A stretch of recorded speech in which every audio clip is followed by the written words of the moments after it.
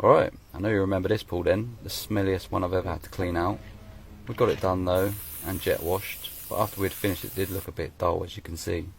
So the customer wanted to give it a fresh coat of paint. He went for an aqua blue, and after the last paint job I done, I wanted to make sure this one didn't take as long. So I called up Paint Warrior, and he come along with his spray gun and got the whole pool done in less than an hour. I also put a tent over the pool just in case it rained, and so that dust and bugs didn't get stuck to the wet paint. I had a little go myself as well. I think I've done a pretty good job. We've done 3 coats, 2 colour coats and then 1 lacquer. Left it for a few days to dry before filling it up. Took the tent down, got a little bit messy but I hoovered it. Quick aerial shot then.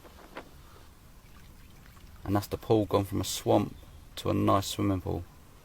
Oh, and we also installed them a new safety cover as well. Holler your boy for the pool work.